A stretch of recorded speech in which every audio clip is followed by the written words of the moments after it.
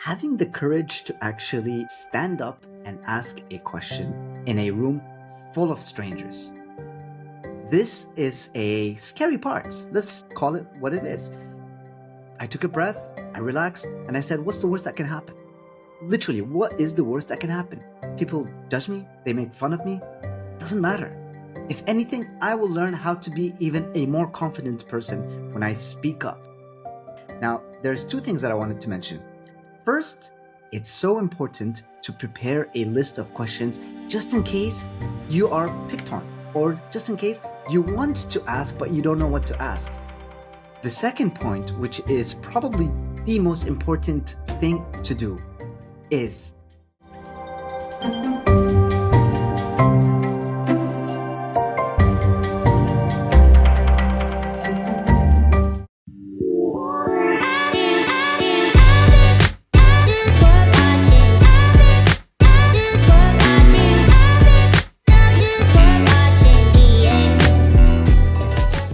Welcome to Present Potential.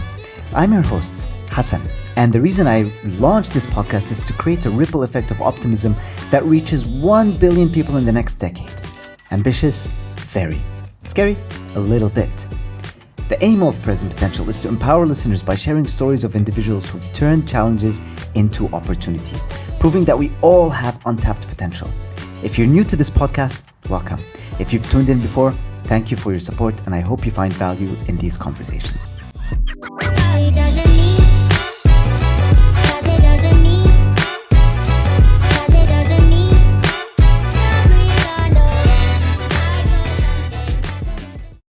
Hello and welcome to another episode of Present Potential. I'm your host, Hassan, and I'm so thankful and grateful for everyone tuning in every week to listen and to also engage. So today I'm going to be talking about a high-performing tip or an approach, a way that we can cultivate a mindset that will enable us to network with people. And I'm going to be specifically talking about conferences and seminars, because throughout my journey and also with the people that I speak with, the high performers, the executives, the leaders, the managers, we have been exposed to conferences and seminars. Now, it's so important to be able to be yourself in those situations, environments, because you get to network with a lot of people. You grow your audience, you learn from others, and also you learn mostly about yourself. So today, I'm going to be sharing with you 5 different tips that I've picked up along the way that might help you the next time that you are at a conference or a seminar. So let's get right into it. The first point that I want to share with you is choosing the seminar. Now, this might be a little bit overlooked because it's so important to know the audience that you want to approach. It might also be a different country or a different culture, or even like the spectators or the speeches or the people who are going to be presenting might be talking about an industry that is or is not related to you.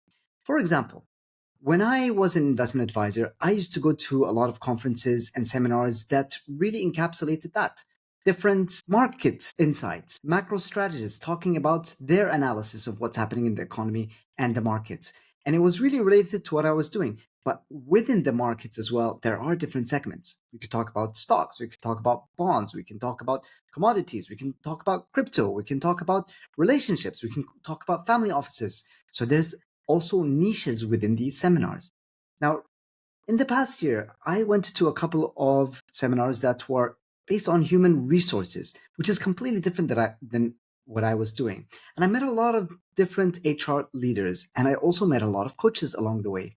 Now, for the purpose of my audience and growing my exposure as well, I felt that that might not be the best use of my time and investment when I go to conferences. Now, last week, I actually attended a very interesting conference and seminar. I was the only executive coach offering high performance coaching, the only one. The one that I went to, it was the Vision Forex Forum. So, by the name of it, you can already understand that it was Forex. It had nothing to do with coaching or HR. But before signing up, I noticed that it's going to include a lot of the leaders in Cyprus that I want to connect with and meet and get to learn from and maybe collaborate at some point. And it also had some HR leaders. And I knew that they're going to be talking about investments and Forex and also company culture. Now, one thing that really stood out when I was doing the research about the seminar was there was an event that specifically spoke about high performance cultures. Now, when I saw that, that really struck a chord because that's exactly the type of people I want to connect with and get to know. So, without really thinking about it, I joined the conference and I knew that this is going to be a great way for me to connect with the people that I want to have within my environment, in my circle, in my network. That's the most important thing. Just understanding what kind of conference or seminar that you want to attend to. Now, I can go a little bit even deeper by understanding where it's going to be held and also the investment that you're going to be making. So, the investment really is part of my marketing budget that I've already set aside to understand how much I want to invest. Now, there's a return on investment as well because you make an investment and you expect to have some sort of return. Return will be measured as and when we come to that stage. But at that moment, I felt like this makes sense for my current marketing budget. The next step, and this is where also high performance can come into place, is really understanding the agenda and what to expect. This forum that I went to shared an agenda. They shared who the speakers were going to be, the panel, the discussions. If they haven't, and this is a crucial point, it's so important to ask for this, to know who the speakers are going to be, because that ties in with the second point. But it's so imperative for you to understand who you're going to meet, what are they going to be talking about, what are their backgrounds, and also how you can connect it within your own story. Now, most of these events are organized by professional people, so they understand the need for doing so.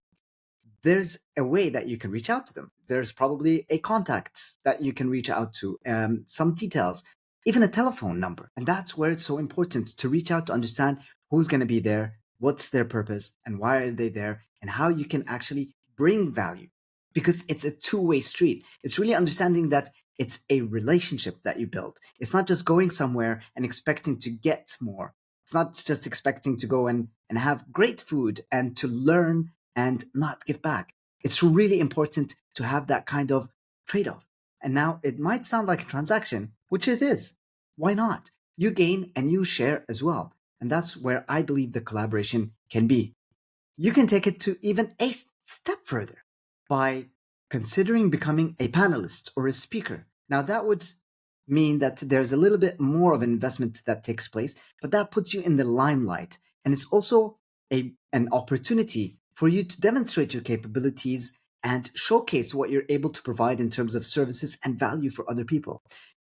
You might be attracting the people that you want by just being yourself. But that's the next level. So that was the first point, just understanding the conference and the seminar that you want to join. The second is, which I have already alluded to, is researching the speakers and understanding who they are. Now, this is, if you have to do something, this is the most important thing to do. Understanding who the people are. Who are they going to be speaking to? What are their backgrounds? And that was really important for me. And I'm going to use the same example. This forum that I joined last week, I looked at the agenda. I looked at the people who were speaking. I looked at the organizations that they work with. And I also understood that some of those people that are going to be speaking, I've already engaged with. We've connected over professional social media platforms such as LinkedIn. So there was already an in for me, and it would have been a great opportunity for me to meet them in person. So immediately I made a note of the people that I wanted to meet because that's what these forums, seminars, and conferences are all about. It's about networking. It's about getting to know each other and seeing each other face to face. As much as we love to do everything or most of the things, or maybe it's just in my mind, where we get to do a lot of virtual meetings and virtual seminars and conferences, we get to meet people face to face. It's not COVID. It's not lockdown at anytime anymore. So that was so important. I knew who I wanted to meet, and I did some research about the people that I want to potentially meet as well, which then prepares me for the third point. Understanding who those people are, I can start creating a list of questions. Now, I'll share a short story with you. When I was at the conference, I was sitting in a round table, probably the second from the front. I didn't want to be in the front because wanted to be part of most of where the people were sitting. There was a lot of tables around the conference area, and the speaker then noticed, I think he noticed me on my phone. And I was just actually, what I was doing is I was taking notes about the people speaking of the topics that were interesting to me. So I can keep it in mind when I go and approach them and speak to them. That's a tip. Just making those notes. But that's not what the story is about. The story is about the speakers, the moderator saw me on my phone, and then he pointed out to the girl next to me who was, I think, on her phone as well, or she was fixing her watch, as she said. And the moderator said, "You, do you have a question?" And he came to us, and I was thinking he's going to point at me. And he said to the girl next to me, "Do you have any question that you want to share? Because I saw you on your phone." And he said, "I'm sorry to put you on spot." And she said, "Not at all. Absolutely. It's perfectly fine." And she took the microphone and she asked a very interesting question. And then the panelists started answering it, and they all got to know her. Now, there's two things that I wanted to mention.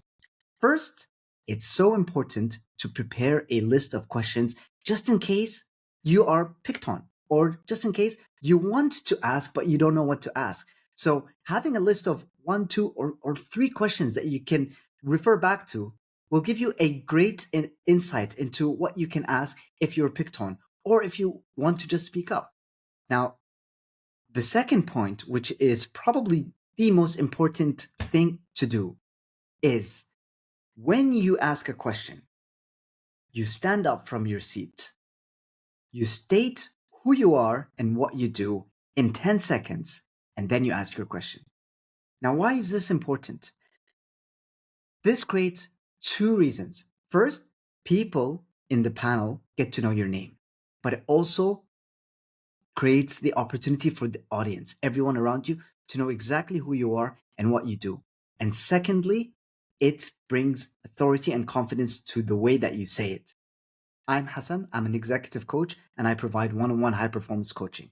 My question is, and you ask, and this could be anything. If you're working in a company, if you're a sales rep, if you're a business development manager, if you're an executive of some sort, or even if you're starting out, I'm a junior member of a team that manages X, Y, and Z. This is my question. That already creates the authority so people can get to know who you are. And even when you share your name, notice how I just said my first name. It's not that I don't care about my last name or who my parents are or my identity, but people have limited attention spans and they would get to listen to your first name. So that's a key point of asking the question after mentioning your name and what you do. So, preparing the questions, that was the third point.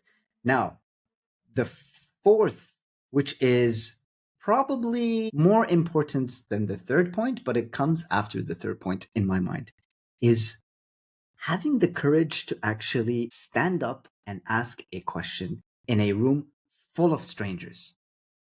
This is a scary part. Let's call it what it is. And I've experienced this. I felt it as well during that seminar, during that forum that I went to last week. In the session where they were talking about high performance teams, I knew I wanted to speak in that panel. I wanted to ask a question because it connects completely to what I was saying. And I felt my heart beating and I was wondering what people will say around me. And I was thinking, which question should I ask? Because I've prepared some of these questions. And also, when I was making notes in my phone of what the people were discussing, that gave me also different insights of what I can ask. So I started thinking and I started feeling my emotions taking the better part of me. I regulated myself. I took a breath, I relaxed, and I said, what's the worst that can happen? Literally, what is the worst that can happen? People judge me, they make fun of me. Doesn't matter. If anything, I will learn how to be even a more confident person when I speak up. So when I was going to ask a question, the moderator said there's no more time. There's no chance for anyone to ask questions. Now, there was a sigh of relief, but also there was this feeling of disappointment because that was the best opportunity for me to ask a question and to tell people who I am.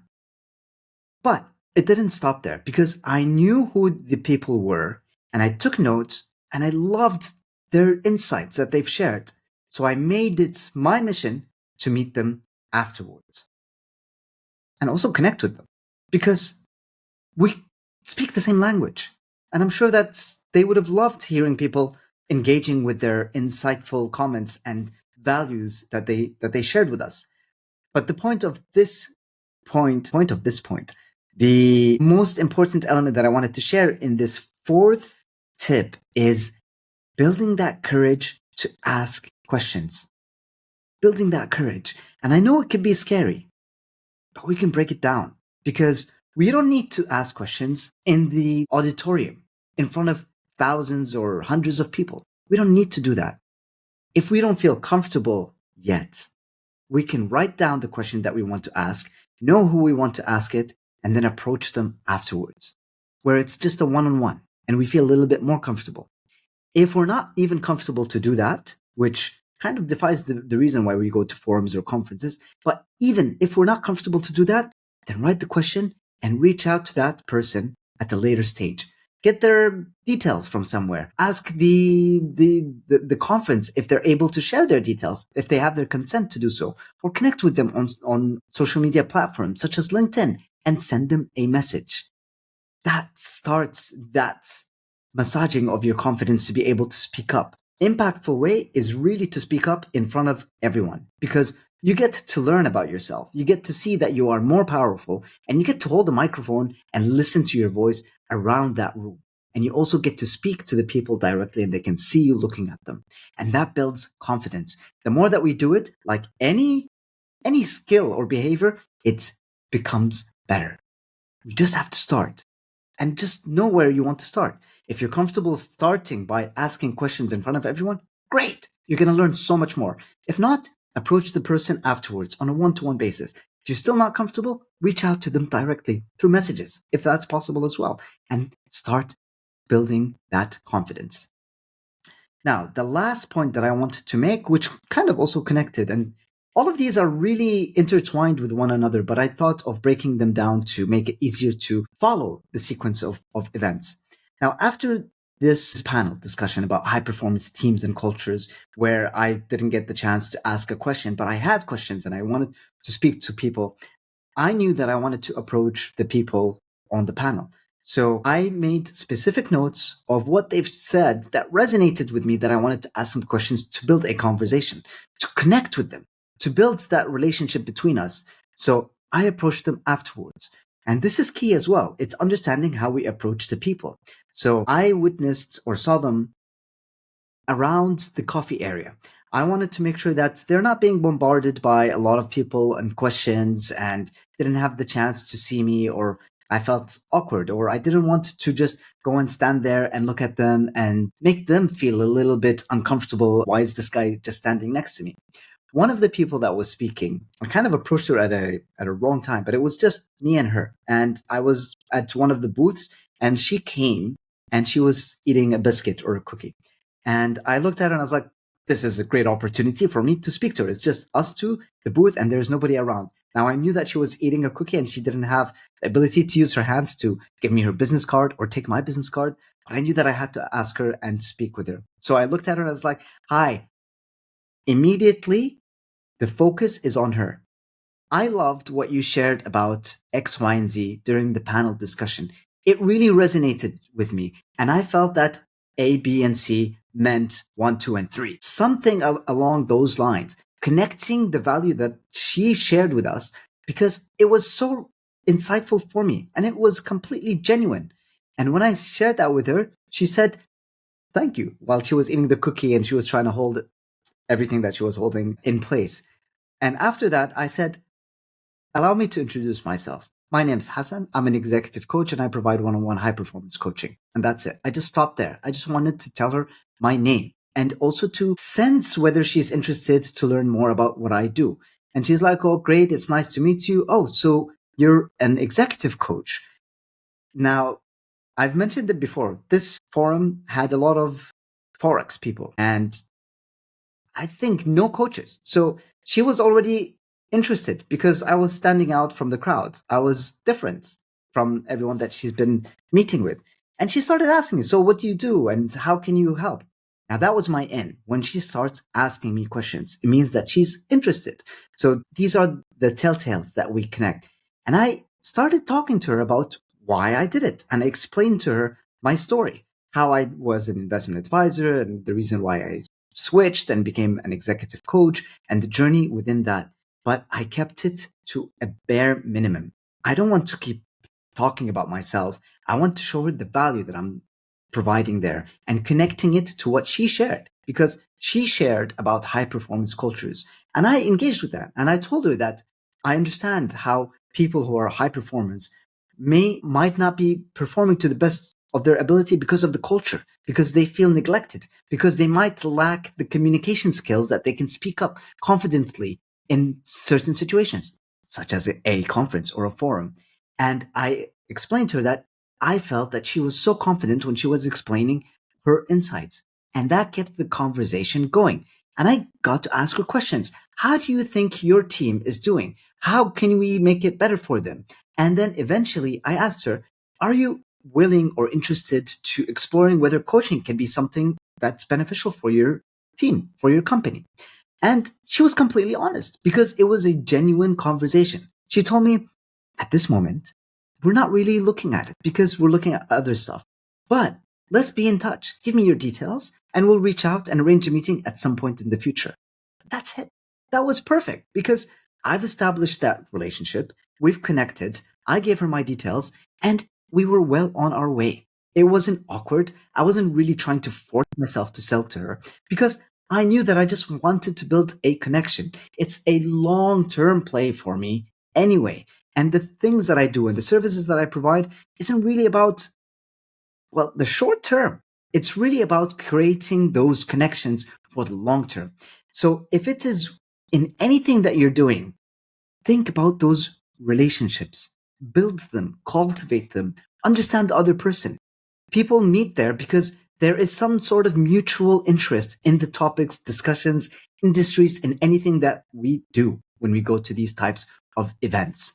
So to wrap up what we've talked about today, there's 5 things that I've shared, and these are all in terms of like seminars, forums, and conferences. First, choose the event that really will add value. Choosing that will give you the ability to understand what kind of return on investment you have in terms of your marketing budget. Secondly, research the speakers. It's so important to know who they are because you can connect with them. If you don't have them, remember, we can ask the organizers to share with us an agenda. Third is to prepare questions beforehand, just in case we're picked on, and also to keep the conversation going if we feel stuck when we're speaking to one of the speakers that we're interested in. So creating a list of questions that you can refer back to. Fourth is asking in front of everyone. It's so important and it creates that authority and confidence within you. Fifth and finally is networking afterwards. Understanding how to pitch yourself, how to explain what you do in a very concise manner so that you keep the focus on the other person. Now, I've touched on these very lightly. We can go into much more detail, but I wanted to keep it a little bit more on the high level so you can gain a little bit of insights from the way that we can approach people. Now, if you've noticed, all of these things start with you. So the most important thing is for you to believe in yourself, to have the energy, the confidence, the strength to look at the events, conferences, the things that you want to do and believe that you can actually deliver value and connect with people that are worthwhile.